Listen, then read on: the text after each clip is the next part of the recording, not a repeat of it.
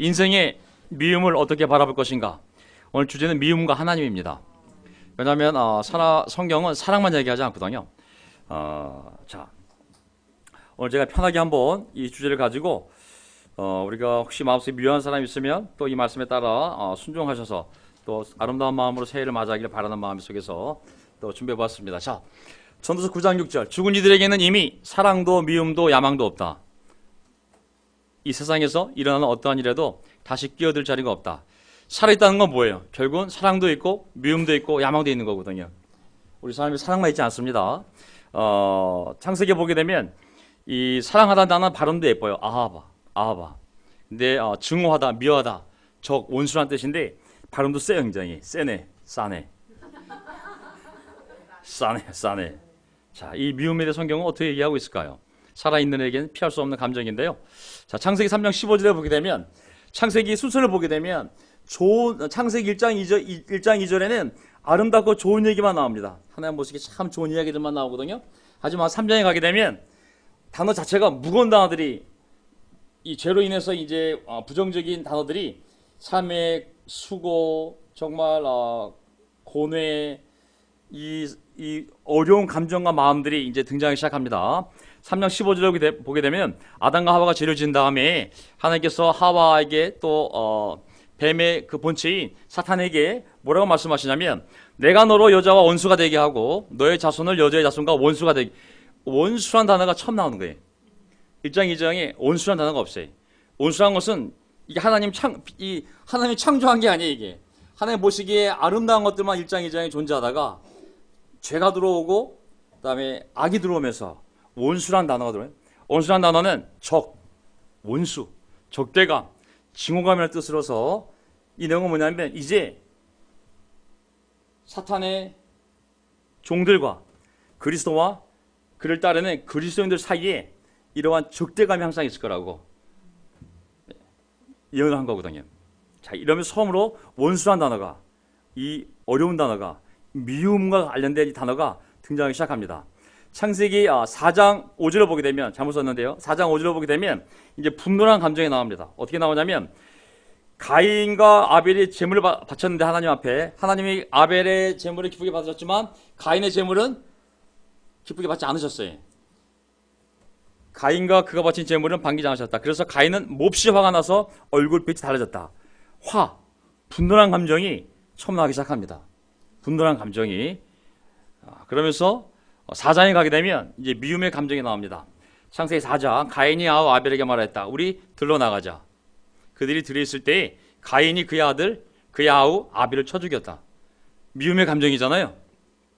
하나님 앞에 화가 나고 신경질이 나고, 내 거 왜 안 받아? 동생 거 받으면서 동생에 대한 시기하는 마음, 미움이 생기면서 동생을 나가서 쳐 죽이게 됩니다. 그때의 감정은 미움의 감정이죠. 3장의 분노, 1장 2장에는 정말 아름다운 하나님과의 관계 속에서 모든 것이 아름답고 보기 좋았지만 죄가 들어오면서, 인간이 죄를 지으면서 상황이 완전히 반전이 되면서 이제 분노, 미움 이런 감정이 인간 세계에 들어오기 시작합니다.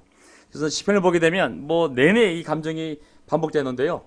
사람들은 선을 오히려 악으로 갚고 사랑을 미움으로 갚습니다. 세상에 미움이 가득 퍼지게 됩니다. 자, 예수님도 이 미움 감정에 대해서 세상이 얼마나 자기를 미워하고 아버지를 미워하고 너희들을 미워할 건지 계속 미움의 감정을 알려주거든요. 요한복음 15장 18절, 세상이 너희를 미워하거든. 세상이 너희보다 먼저 나를 미워했다는 것을 알아라. 19절, 바로 다음 구절입니다.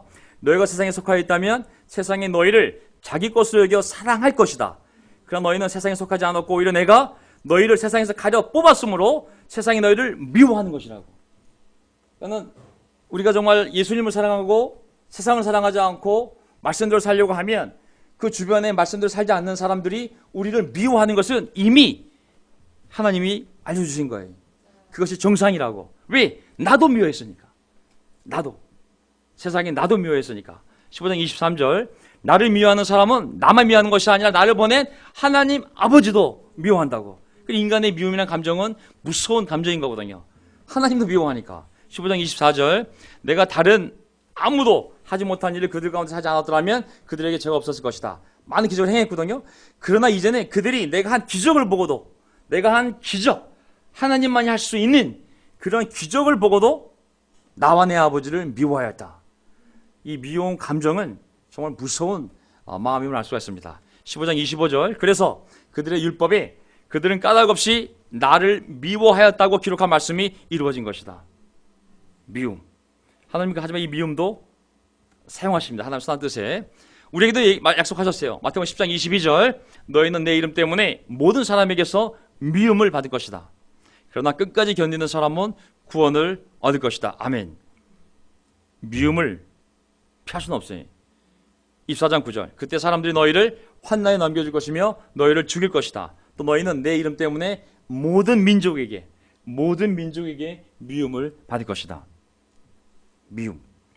자, 하지만 이 미움이란 이 마음에 대해서 성경은 엄격하게 어떤 부분을 우리에게 바운더리를 거줍니다. 첫째, 형제 자매들을 미워하는 것에 대해서 금지 명령이에요. 금지 명령. 형제 자매들을 미워하는 그 감정을 가지고 형제 자매들이 향하는 것에 대해서는 금지 명령입니다. 요한 1서 2장 9절. 빛 가운데 있다고 말하면서 자기 형제 자매를 미워하는 사람은 아직도 어둠 속에 있습니다. 형제 자매를 미워하는 사람은 아직도 어둠 속에 있습니다. 어둠은 구원받지 못한 상태를 얘기하는 거거든요. 요한 1서 2장 11절. 자기 형제 자매를 미워하는 사람은 어둠 속에 있고 어둠 속을 걷고 있으니 자기가 어디로 가는지를 알지 못합니다. 굉장히 강하게 형제 자매를 향한 미움에 대해서 경고하고 있습니다. 요한일서 3장 13절. 형제 자매 여러분, 세상이 여러분을 미워해도 여기지 마십시오. 그건 괜찮아요. 세상이 우리를 미워하는 것은. 하지만 자기 형제 자매를 미워하는 사람은 누구나 살인하는 것입니다. 살인하는 사람은 누구나 그 속에 영원한 생명이 머물러 있지 않다는 것을 여러분 압니다. 형제 자매를 미워하면 그것이 어둠이 되고 구원받지 않은 상태, 그리고 그것은 살인이라고 얘기하는 거거든요. 이 구절은 사실 우리 교회 내내 20몇 년 동안 계속 반복해서 우리에게 준 도전이었어요. 사실은 뭐 하루도 빠지지 않고 거의 이 구절이 우리에게 우리가 형제를 사랑하는지 미움이 있는지, 미움이 있으면 용서해야 되고 용서하기 싸워야 되고, 믿음이 부족하다면 해결할 만한 믿음을 달라고. 요한일서 4장 20절. 누가 하나님을 사랑한다고 하면서 자기 형제를 미워하면 그는 거짓말쟁이입니다. 굉장히 강하잖아요. 거짓말쟁이라고. 지옥에 던져지는 거짓말쟁이. 보이는 자기 형제를 사랑하지 않는 사람이 보이지 않는 하나님을 사랑할 수 없습니다. 교회 안에서의 미움의 감정은 굉장히 강한 하나님의 심판의 대상이 되는 마음임을 알 수가 있습니다. 자, 하지만 미움의 감정이 허락된 것들도 있어요. 미움의 감정이 허락된 것들. 로마 12장 9절을 보게 되면 똑같은 미움이라는 단어인데 어떤 대상에 대해서는 미워하라고 얘기하고 있어요. 그건 뭐냐면 형제자매들의 관계가 아니라 죄에 대한 거, 악에 대한 거거든요. 사랑에는 거짓이 없어야 합니다. 12장 9절 로마서. 악한 것을 미워하고 선한 것을 굳게 잡으십시오. 아멘. 이게 반반이 안 됩니다. 악한 것을 미워하지 않으면서 선한 것을 굳게 잡는 게 불가능해요. 이 성경 구절이 악한 것을 미워하지 않는 이상 선한 것을 굳게 잡는다면 그건 가운데쯤 있는 거거든요. 사실은 악을 미워해야 되거든요. 그렇지 않다면, 악을 미워하지 않으면 악도 하면서 선을 하고 있을 확률이 굉장히 많습니다. 그걸 얼마든지 우리가 그걸 만들 수가 있어요. 최근에 이제 제가 본 들은 강의 중에 어떤 강의가 있었냐면, 미국에서 주로 이제 교수들, 이제 기독교 변증가들이 있으면 미국이나 유럽 쪽에 보면 이제 무신론이 유행이 되면서 이제 무신론, 회의론자, 불가론자들이 많아지면서 그들이 협회를 만들고 재단을 만들고 모으고 있어요. 사람들을. 생물학자, 또 과학자, 우주과학자, 뭐 천문학자 전부 다 모아서 신이 없다는 걸 증명하는 단체가 있어요. 거기에 보면은 전 세계적으로 무신론가들이 다 모여서 펀드를 모아가지고 헌금을 모으듯이 왜 신이 존재하지 않는지, 왜 인간은 어리석게도 존재하지 않는 신을 믿을 수밖에 없는지를 증명하는, 그리고 그걸 변증하는 단체들이 있어요. 그리고 그들이 뭘 얘기하냐면, 자, 내가 신을 믿지 않으면 난 아내를 사랑하는데, 자식들을 사랑하는데 내 아내는 하나님을 믿어. 내 사랑하는 딸도 하나님을 믿어. 내가 만약에 무신론자가 되면 이 아내와 딸이 나를 떠날 수 있기 때문에 내가 어떻게 신을 믿지 않으면서도 신을 사랑하는 이 두 사람과 관계를 맺을 수 있을까? 이게 고민인 거예요. 그 방법이 뭐냐면, 방법이 찾았어요. 그게 바로 찰스 다윈이 찾은 방법이라고 그랬어요. 찰스 다윈이 자기가 과학자로서, 야, 내 양심상 이건 진화야. 인간은 신이 창조한 게 아니라 원숭이가 진화한 거야. 이 모든 종들은 하나님 창세기 말씀대로 종류대로 만든 것이 아니라 우연히 진화되고 선택이 돼서 강한 남이 살아나면서 이 종이 만들어진 거야. 내 양심상 나는 하나님을 못 믿어. 근데 내 아내를 너무 사랑해. 내 딸도 교회를 가. 아, 내가 정말 이 관계를 끊을 수는 없어. 이 공절상봉이 뭐냐면 하나님을 믿는 것이 아니라 종교를 갖는 거예요. 종교. 뭐냐면 종교와 하나님에 대한 신앙과 종교의 차이점은 뭐냐면, 종교가들은 뭐냐면 신을 사랑하지 않아도 예배에 참석하고 그들과 어울리면서 형식을 만들어가는 거예요. 그러면 이 형식 때문에 내 아내와 내 딸이 내가 하나님을 믿는지 알고 날 떠나지 않겠지. 그래서 무신론자들이 마지막 주는 제안이 뭐냐면, 자, 여러분, 만약에 힘들면 종교를 가지세요. 하지만 과학 때문에 신이 없다는 걸 믿는 상태에서 그냥 종교를 가짐으로 말미암아 교제를 하세요. 조심해야 되는 게, 신을 사랑하지 않으면서 종교를 갖는 거, 악을 미워하지 않으면서 선한 것을 굳게 잡는 건 어려운 거거든요. 사실은 이 미움은 우리가 가져야 되는 감정인 것이죠. 히브리서 1장 9절, 주님께서는 정의를 사랑하시고 불법을 미워하셨습니다. 미워했다고. 불법을 미워했다고. 정의를 사랑하는 사람이 불법을 사랑할 수는 없는 거거든요. 유다서 1장 23절, 또 어떤 불의 사람들에 대해서는 그들을 불에서 끌어내어 구원해 주십시오. 또 어떤 불의 사람들에 대해서는 그들을 두려운 마음으로 동정하되 불쌍히 여기되 그 살에 닿아서 더럽혀진 속옷까지도 미워하십시오.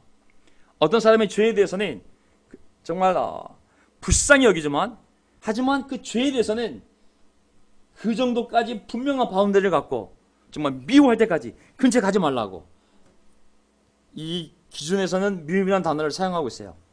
예수님도 계속 보게 되면 2장 6절에 너에게 잘한 일 하나 있다. 내가 정말 니골라당 미워하는데 나도 미워한다고. 잘하고 있는 거라고. 악에 대해서는 미움이 있어야 되는 거거든요.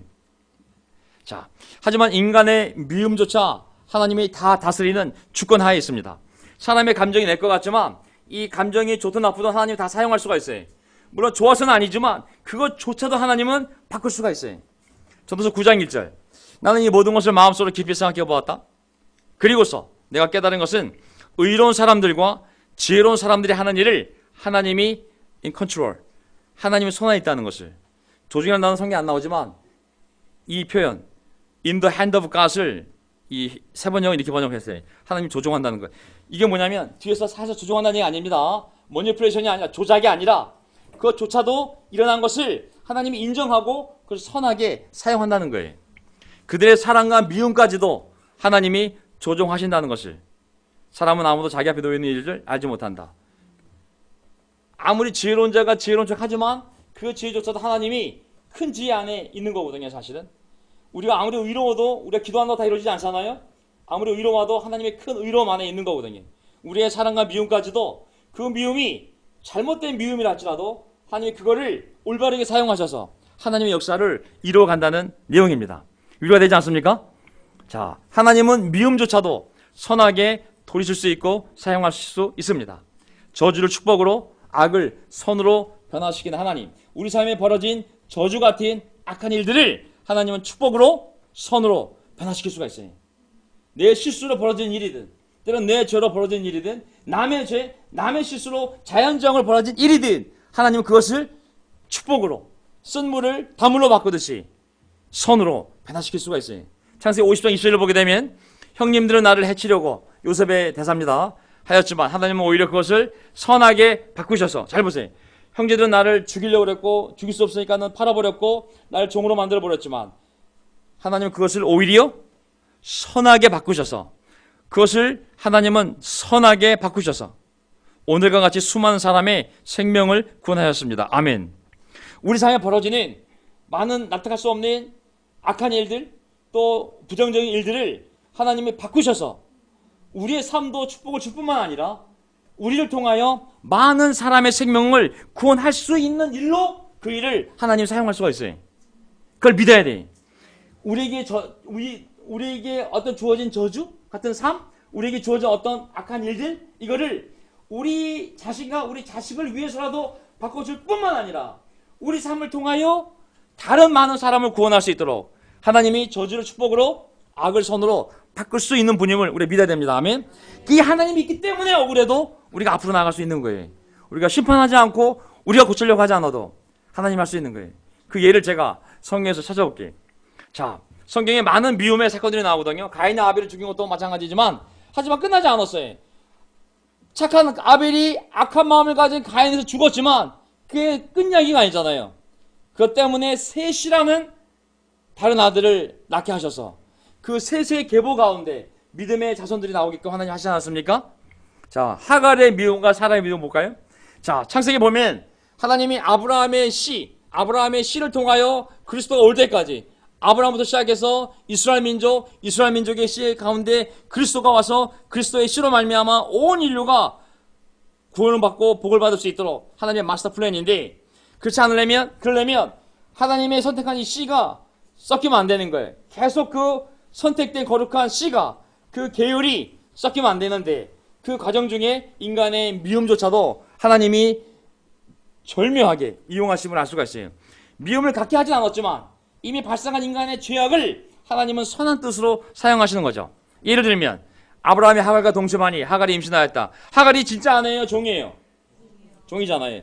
하나님의 계획은 하갈의 몸에서 그리스도의 조상이 나오는 거야? 아니면 아브라함과 사라의 몸에서 조상이 나오는 거예요? 아브라함과 사라에서 그리스도의 씨가 나와야 되는 거거든요. 근데 하갈은 자기가 임신한 것을 알고서 자기 여주인을 미워한 거예요.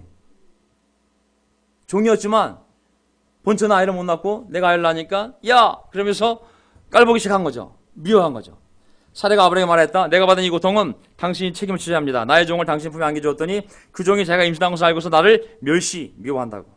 주님께서 당신과 나 사이를 판단했으면 좋겠습니다. 아브라함이 사례에게 말했다. 여보, 당신의 종이니 당신 마음대로 할 수 있지 않소? 당신이 좋을 대로 그에게 하게 바라오. 사례가 하갈을 학대하니 하갈이 사라 앞에서 도망가했다. 결국은 가족 안에 문제가 벌어집니다. 만약에 하갈과 사라가 너무 관계가 좋아서 정말 그런 미움이 없이 그냥 같이 이 아내와 척이 같이 살았다면 이게 아마 섞여가지고 하나님 계획에 온전히 이루어지지 않았을 거예요. 뿐만 아니라 자식도 미움을 갖게 돼요. 이삭에 대해서. 21장 9절을 보게 되면 그런데 사라가 보니 이집트 여인 하갈과 아브라함 사이에 태어난 아들이 이삭을 놀리고 있었다. 미워하는 거예요. 사라가 아브라함에게 말하였다. 저 여종과 그 아들을 내보내십시오. 저 여종의 아들은 나의 아들 이삭과 유삭을 나눠 가질 수 없습니다. 그러나 아브라함은 그 아들도 자기 아들이므로 이 일로 마음이 몹시 괴로웠다. 하나님 그에게 말씀하셨다. 그 아들과 그 어머니인 여종의 일로 너무 걱정하지 말아라. 이삭에게서 태어난 사람이 너의 씨가 될 것이니 사라가 너에게 말한 대로 다 들어주어라. 자, 종인 하갈도 본처인 사라를 미워하고 그 아들 하갈의 아들 이스마엘도 또 사라의 몸에서 태어난 이삭을 미워하는 거예요.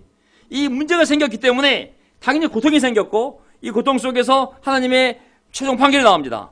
다 내보내라고. 그래서 결국은 이 사라와 이 이삭만이 하나님의 선택된 계보 안에 있을 수 있도록 분리가 됨을 알 수가 있어요.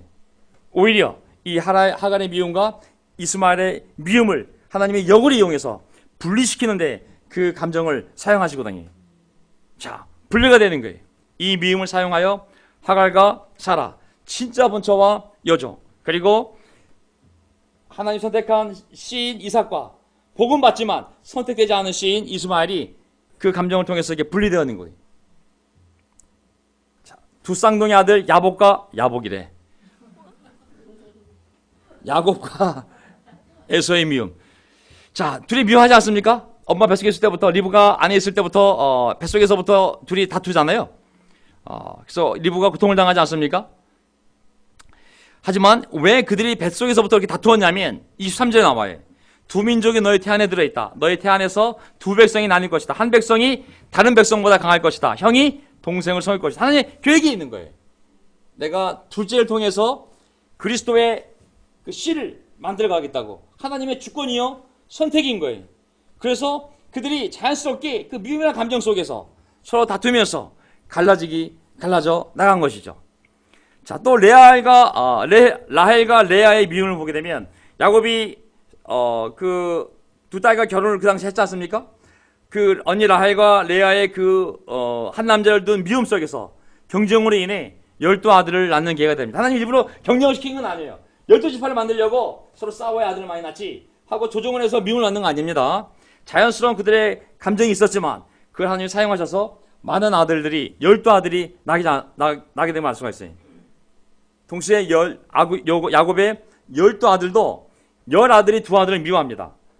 레아의 몸에서 난 아들들이 야곱이 더 사랑했던 라헬의 몸에서 태어난 친자 요셉과 베냐민에 대해서 애정을 갖지 않습니까? 그래서 그 여자들이 미워해서 요셉을 팔아 종으로 팔려가게 되지만 그것이 오히려 하나님의 섭리를 완성하지 않습니까? 아까 얘기한 것처럼 하나님의 계획이었다고. 네가 나를 해하려고 했지만 10명의 형들이, 하지만 하나님이 너희를 살리기 위해서 먼저 보낸 것뿐이지. 오히려 이 큰 그림은 너희들의 미움이 아니라 그것조차 하나님이 사용하셔서 나를 이집트로 먼저 보내. 결국 흉년 때 너와 너의 가족들을 살리기 위한 하나님의 마스터 플랜이었다고. 결국 미움조차도 하나님이 사용하는 감정임을 알 수가 있습니다. 미움이 합리화되는 것이 아니라 그런 부정적인 것조차도 하나님께서는 선한 가운데 그 계획의 한 부분으로 오히려 역전시켜서 인도해 가시는 분임을 알 수가 있습니다. 자, 결론. 모든 것은 하나님께서 통제하고 계신다. 그런 상황 속에서도 하나님은 자신의 선한 계획을 이루어 가신다. 이집트 민족이 히브리 민족이죠. 히브리 민족에 대한 미움을 사용하셔서 그들이 그들과 섞이지 않고 또 출애굽할 수 있게 되었고, 나중에는 다시 하나님 그 마음을 바꿔서 좋아하는 마음을 갖게 만들고 온갖 폐물을 다 주어 부유한 상태로 이 세상을 떠나게 되거든요. 결국 이 모든 그림을 보게 되면 인간의 죄고 인간의 악한 마음이지만 그것이 하나님의 계획을 흐트릴 수가 없어요. 하나님 거꾸로 그것을 이용해서 하나님의 선한 계획을 만들어 가시는 것이죠. 하나님의 뜻을 이루어가는 거죠. 믿지 않는 자들의 미움, 이거는 당연한 것입니다. 하지만 하나님께서 그 미움조차도 사용할 수가 있어요. 우리를 영적으로 훈련시키고 우리가 거기 있어야 할 지장이 아니면 그 미움을 통해서 나올 수 있도록 사용할 수도 있고, 하나님의 모든 부정적인 상황을 사용할 수 있다는 겁니다. 하지만 우리 안에 미움의 죄가 해결되지 않으면 많은 대가를 치릅니다. 생각보다 더 무서운 대가를 치르게 되어 있습니다. 그는 우리가 생각보다 훨씬 더 무서운 대가를, 그 미움을 해결하려고 기도하고 싸우고 하지 않고 계속 그 미움을 내고하고 키우고 그 마음에 들어가 죄가 꽈리를 틀면 무서운 대가를 치르게 되었습니다. 우리가 생각보다 훨씬 더 무서운 대가를 치르게 됩니다. 하지만 그것조차도 하나님께서 선하게 사용하셔서 자신의 선한 계획을 이루어 가실 것입니다. 악을 선으로 바꾸신 하나님, 저주를 축복으로 바꾸신 하나님, 결국 하나님의 뜻을 이루어갈 것을 믿고 우리는 선하게 살아가야 됩니다. 아멘. 자, 예수님도 이스라엘 백성들이 미움을 통해 십자가에 달려 죽으셨잖아요. 그렇죠? 미워해서 죽였지만 그것은 하나님의 계획이었어요. 그들의 미움을 사용해서 온 인류의 죄를 죽을 수 있도록 그 미움을 하나님이 조정한 건 아니지만 거꾸로 선하게 사용하셔서 하나님의 선한 뜻을 이루었거든요. 사도 바울도 동족 이스라엘 민족에게 복음을 전하고 싶었지만 그 동족 이스라엘 민족이 죽이고 싶을 정도로 미워했기 때문에 거꾸로 그 감정을 사용해서 하나님이 이방인의 사도로 삼으셨거든요. 땅끝까지 복음을, 결국은 그들이 너무 바울을 미워해서 바울이 로마 황제에게 상소하게 되었고, 그 상소를 말미암아 결국 로마 황제에게까지 로마에 가서 복음을 전하는 일이 벌어진 거거든요.